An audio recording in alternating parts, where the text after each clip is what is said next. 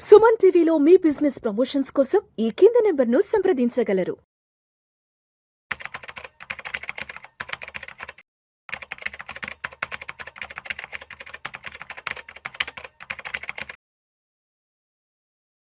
నమస్తే, welcome to Suman TV. నేను విష్ణు. ప్రస్తుతంతో పాటు AMFI registered mutual fund distributor వెల్దే చక్రధర్ గారు ఉన్నారు. సార్తో మాట్లాడదాం. సార్, చక్రధర్ గారు నమస్తే. సార్ నమస్తే అండి. Welcome to Vishnu talks. Thanks అండి. సార్, పిఎంఎస్ కి సంబంధించి రీసెంట్ గా చాలా కొత్త చేంజెస్ వచ్చాయి కదా. సో మరి ఇన్వెస్టర్స్ అనేవాళ్ళు తప్పనిసరిగా వీటిని ఎంతవరకు తెలుసుకోవాలి అంటారు? ఇది చాలా మంచి క్వశ్చన్ అండి. యాక్చువల్గా పిఎంఎస్ అనేది చాలా మంచిదని చెప్తున్నాము. మనం మ్యూచువల్ ఫండ్స్ కంటే కూడా ఎక్స్ట్రా రిటర్న్స్ ఇస్తున్నాయి. అది ఆల్రెడీ గతంలో 10 years నుంచి కూడా ఎవరైతే ఇన్వెస్ట్మెంట్ చేస్తున్నారో ఆ మ్యూచువల్ ఫండ్స్ కి ఈ పిఎంఎస్ కి అనేది డిఫరెన్స్ బాగా అర్థం చేసుకున్నారు. మనకి మ్యూచువల్ ఫండ్స్ లో మాక్సిమం 20% కంటే రిటర్న్స్ రావు. చూడండి, మ్యూచువల్ ఫండ్స్ లో ఒక లాంగ్ టర్మ్ లో మేము 2008 నుంచి 2006 నుంచి కూడా ఇదే ఫీల్డ్ లో ఉన్నాం. సో 2008 2006 లో ఎలా ఉండేదంటే ఆదిత్య బిర్లా సన్ లైఫ్ ఆ రోజు ఏంటంటే ట్యాక్స్ సేవింగ్ స్కీమ్స్ ఎక్కువ అమ్మేవాళ్ళం. ఇవాళ ఏంటి, మనం ఒక ఈక్విటీ మార్కెట్ మీద అవేర్నెస్ బాగా వచ్చి ఇన్వెస్ట్మెంట్ చేస్తున్నారు. 2006 2008 లో ఎలా ఉండేదంటే సెక్షన్ 80C అని ఒకటి ఉండేది. సో సెక్షన్ 80C లో ఏంటంటే అప్ టు 1 lakh దాకా మీకు ఎగ్జామ్షన్ ఉంది, ట్యాక్స్ ఎగ్జామ్షన్ ఉంది అని ఉండేది. సో ఎప్పుడైతే అప్ టు 1 lakh దాకా ట్యాక్స్ ఎగ్జామ్షన్ ఉంది అంటే వాళ్ళకి ఒక ఎల్ఐసి పాలసీ ఒక 30,000 ఉండేది, కంపెనీ కట్టేసే పిఎఫ్ ఒక 20,000 ఉండేది. సో అక్కడతో 30,000 20,000 50,000 అయిపోయింది. మిగతా 50,000 ఎక్కడి నుంచి ఏం చేయాలనేది అర్థం కాలేక చాలా మంది మ్యూచువల్ ఫండ్స్ ఇన్వెస్ట్మెంట్ చేసేవాళ్ళు. మ్యూచువల్ ఫండ్స్ లో ఈక్విటీ లింక్డ్ సేవింగ్ స్కీమ్ లో పెడితే మాత్రం ఎంత పెడతారో అంత అమౌంట్ వాళ్ళకి రాయితీ వచ్చేది. సో కాబట్టి మాకు 2006 2008 లో ఓన్లీ ఈఎల్ఎస్సి స్కీమ్స్ ఎక్కువ ఇండియాలో సేల్ అయ్యేవి. ఓన్లీ ఈక్విటీ మార్కెట్ మంచిది, ఈక్విటీ మార్కెట్లో ఇన్వెస్ట్ చేస్తే లాంగ్ టర్మ్ లో కాంపౌండింగ్ ఇంట్రెస్ట్ వస్తుంది, అవన్నీ కాదు, కేవలం ట్యాక్స్ వస్తుంది, ఈ ఇయర్కి నేను ట్యాక్స్ సేవ్ చేసుకోగలుగుతాను అన్న ఉద్దేశంతో ఎక్కువ మంది ఇన్వెస్ట్ చేసేవాళ్ళు. ఆ రోజు చూస్తే మీకు ఆదిత్య బిర్లా కావచ్చు, హెచ్డిఎఫ్సి ట్యాక్స్ సేవర్ కావచ్చు, ఎస్బీఐ మ్యాగ్నమ్ ట్యాక్స్ గెయిన్ కావచ్చు, ఇవన్నీ కూడా 20-21% ఇచ్చేవి. సో మేము అనుకుంటేవాళ్ళం ఆ రోజుల్లో ఏదో ప్రతి ఒక్క మ్యూచువల్ ఫండ్ కూడా మనకి ఒక 20 years కనుక ఇన్వెస్ట్ చేసుకుంటూ వెళ్తే ఒక 15 years కనుక ఇన్వెస్ట్మెంట్ చేస్తే మనకి 20% రిటర్న్ వస్తుంది అనుకునేవాళ్ళం ఆ రోజులో. అలాగే క్యాలిక్యులేట్ చేసి చెప్పేవాళ్ళం, మీ కస్టమర్స్ కూడా మీరు పెట్టండి, ఒక 25 lakhs ఒక 5 lakhs పెట్టండి, ఒక 3 lakhs పెట్టండి, మీకు మంచి రిటర్న్స్ వస్తుందని చెప్పేవాళ్ళం. అలా 20% రిటర్న్ వస్తే స్టార్ట్ అయింది. ఓవర్ పీరియడ్ ఆఫ్ టైం మీరు చూస్తే అన్ని 12%కి 11% పడిపోయినాయి. సో మీకు మ్యూచువల్ ఫండ్స్లో ఏమవుతుందంటే ఎంత లాంగ్ టర్మ్ మీరు ఉంటారో ఆ సిఏజిఆర్ అనేది మీకు ఈ వాలిటాలిటీకి కరెక్ట్ అవుతూ తగ్గుతుంది. మీరు 1 year చూసారనుకోండి, అది మేబీ 20% 30% ఉండొచ్చు బుల్ మార్కెట్ ఉంటే, కానీ 3 years యావరేజ్ తీసుకుంటే ఆటోమేటిక్గా అది 18%కి వస్తుంది. 5 years యావరేజ్ తీసుకుంటే అది 16%కి వస్తుంది. 10 years యావరేజ్ తీసుకుంటే అది 12%కే వస్తుంది. అలా బియాండ్ దట్ 15 years వెళ్ళారంటే మీకు 12-11% కంటే కూడా మనకి మ్యూచువల్ ఫండ్స్ వర్కౌట్ కావట్లా. అందుకనే చాలా మంది ఏంటంటే పిఎంఎస్లో మీకు అలా పొరపాటు జరగదు. పిఎంఎస్లో కనుక మంచి క్వాలిటీ పిఎంఎస్ తీసుకుంటే మనకి ఎక్కువ రిటర్న్స్ వస్తాయి. అదే బేసిక్ డిఫరెన్స్ అండి మ్యూచువల్ ఫండ్స్కి పిఎంఎస్కి.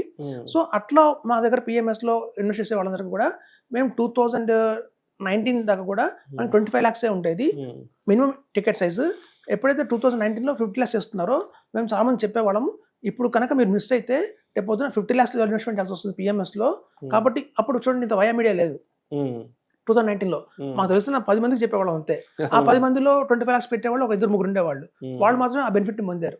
సో ఇప్పుడు వస్తున్న డిఫరెన్స్ ఏంటంటే చాలా మంది చెప్తారు పిఎంఎస్ అనగానే క్వాలిటీగా 25 stocks ఉంటాయి. సో 25 stocks లోనే వాళ్ళు ఇన్వెస్ట్మెంట్ చేస్తారు కాబట్టి రిస్క్ కొంచెం ఎక్కువ ఉంటుంది అని అంటారు. ఇప్పుడు ఏం చేస్తామంటే ప్రతి ఒక్క పిఎంఎస్ ఫండ్ హౌస్లో కూడా స్ట్రాటజీస్ 3 or 4 ఉంటాయండి. ఫర్ ఎగ్జాంపుల్ చెప్తాను, ఐసిఐసిఐ తీసుకుందాం.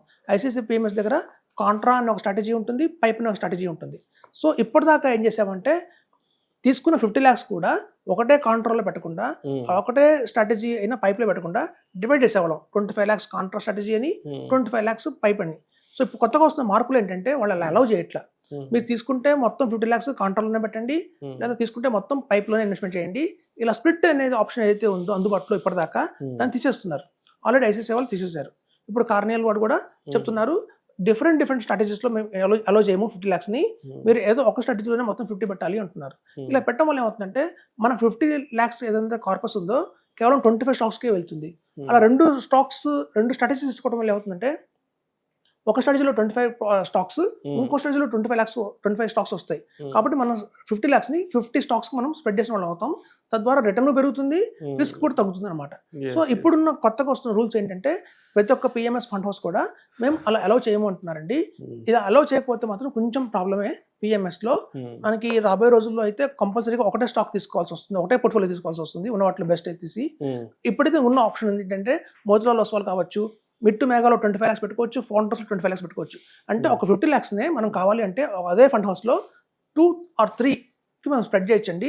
ఆ అవకాశం మనకి తీసేస్తున్నారు చాలా ఫండ్ పిఎంఎస్ హౌసెస్ వాళ్ళు. సో కాబట్టి మనం చెప్తుంది ఏంటంటే ఎవరైతే ఇన్వెస్ట్మెంట్ చేద్దాం అనుకుంటున్నారో పిఎంఎస్లో డిలే చేయకండి, మంచి అవకాశం ఉంది. ఇప్పుడు మీకు స్ప్లిట్ చేసుకునే అవకాశం ఇంకా ఉంది మీకు. సో ఈ మార్చ్ కల్లా మనకి అది కంప్లీట్గా న్యూస్ వస్తుందండి. ఇంకా ఏ కంపెనీ కూడా తీసుకోవడానికి అవకాశం లేదని. సో ఈ మార్చ్ 2026 కన్నా ముందే తీసుకుంటే మాత్రం మనకి కంపల్సరీగా 2 or 3 స్ట్రాటజీస్లో ఇన్వెస్ట్మెంట్ చేయొచ్చు 50 lakhsని. తద్వారా మనకి రిస్క్ తగ్గుతుంది, రిటర్న్ కూడా పెరుగుతుంది. సో ఇది కొత్త మార్పులు చాలా వస్తున్నాయండి. ఎందుకంటే కొత్తగా ఎస్ఐఎఫ్ వచ్చేసింది మార్కెట్లోకి. ఎప్పుడైతే ఎస్ఐఎఫ్ మార్కెట్లోకి వచ్చింది అనగానే కొంచెం మ్యూచువల్ ఫండ్ పిఎంఎస్లో మీదట కొంచెం స్ట్రిక్ట్గా అవుతుందండి. అది ఇంకొంచెం రీసెంట్గా మనకి చూస్తే ఎప్పటిదాకా ఎస్ఐఎఫ్ లేదు కాబట్టి పిఎంఎస్ మీద చాలా మంది వెసులుబాటు ఉండేది, చాలా చక్కగా ఇన్వెస్ట్ చేసుకోమని చెప్పి. ఇప్పుడు ఎస్ఐఎఫ్ వచ్చేసింది కాబట్టి చాలా ఫండ్ హౌసెస్ ఏం చేస్తున్నాయంటే మీకు ఎస్ఐఎఫ్లో వేసుకొని కావాలంటే అంటున్నారు. సో పిఎంఎస్లో కంట్రోల్ చేయడానికి వాల్యూమ్స్ని వాళ్ళు సపరేట్గానే ట్రీట్ చేస్తున్నారు. ఒక్కొక్క స్ట్రాటజీని మల్టిపుల్గా ఒకటే 50 lakhs మేము వేసుకుంటామంటే కుదరే పరిస్థితి వచ్చింది. అలాగే ఇప్పుడు ఏఎఫ్ ఉందండి, ఆల్టర్నేట్ ఇన్వెస్ట్మెంట్ ఫండ్లో. ఆల్టర్నేట్ ఇన్వెస్ట్మెంట్ ఫండ్లో కొత్తగా వచ్చింది ఏంటంటే మీరు పెట్టారు 1 crore, అందరికి తెలుసు ఏఎఫ్లో పెట్టాలంటే 1 crore పెట్టాలి అని చెప్పి. సో ఆ 1 crore కూడా ఇప్పుడు 20 lakhs కాకుండా 5 పిఎంఎస్లో వేయచ్చు. ఓకే, ఒక్క ఏఎఫ్లో 5 పిఎంఎస్లు తీసుకోవచ్చు. ఇప్పుడు చూడండి మనం చెప్తాం మొదట్లో అసలు పిఎంఎస్ చాలా బాగుంటుంది, ఐసిఐసిఐ పిఎంఎస్ చాలా బాగుంటుంది, అలాగే మీకు చూస్తే వాల్యూ వాళ్ళ పిఎంఎస్ చాలా బాగుంటుంది, అలాగే అబాకస్ పిఎంఎస్ చాలా బాగుంటుంది అనుకుంటాం. సో 5 పిఎంఎస్లో ఇన్వెస్ట్మెంట్ చేయాలంటే మనం 50 lakhs పెట్టాలి. సో ఇప్పుడు కొత్తగా వచ్చిన ఆప్షన్ ఏంటంటే ఏఎఫ్లో ఒక ఏఎఫ్లోనే మీరు 5 పిఎంఎస్లు తీసుకోవచ్చు. సో ఇంకా బాగా ఉంటుందండి, ఎక్స్ట్రా రిటర్న్స్ వస్తాయని చెప్తున్నాను. సో ఇట్లాంటివన్నీ మనకి బెస్ట్ ఆఫ్ ఆపర్చునిటీస్ బయట అవైలబిలిటీలో ఉన్నాయి మార్కెట్లో. ఇంట్రెస్ట్ ఉన్న వాళ్ళందరూ కూడా మనకు కాంటాక్ట్ చేసుకోవచ్చు అని చెప్తాను. Thank you sir, thank you so much. Thank you అండి.